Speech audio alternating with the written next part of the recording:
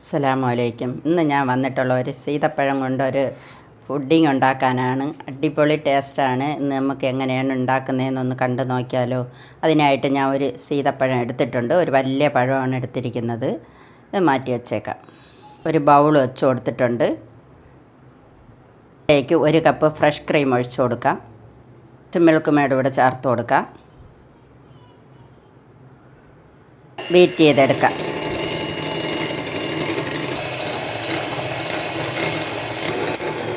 അതായത് ബീറ്റായിട്ടുണ്ട്. ഇനി നമുക്കിത് ഓഫാക്കാം.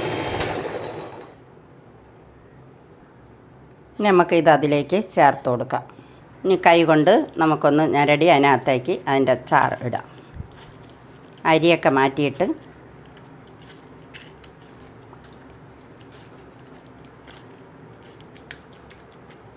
ഇതെല്ലാം റെഡി ആയിട്ടുണ്ട്.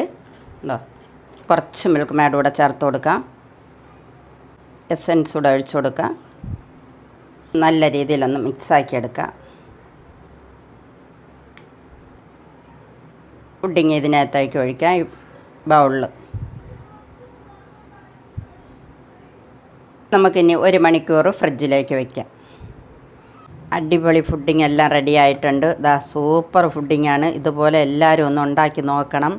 വീഡിയോ ഇഷ്ടപ്പെട്ടാൽ ഒന്ന് ലൈക്ക് ചെയ്ത് ഷെയർ ചെയ്ത് സബ്സ്ക്രൈബ് ചെയ്ത് കമൻറ്റ് ചെയ്ത് ഒന്ന് സപ്പോർട്ട് ചെയ്യണം. നിങ്ങൾ വീഡിയോ ഇഷ്ടപ്പെട്ടാൽ ഒന്ന് സേവ് ചെയ്ത് ഇപ്പം തന്നെ വെച്ചോളണം. അത്രയ്ക്ക് ടേസ്റ്റാണ് ഈ പുഡിങ്. Thank you.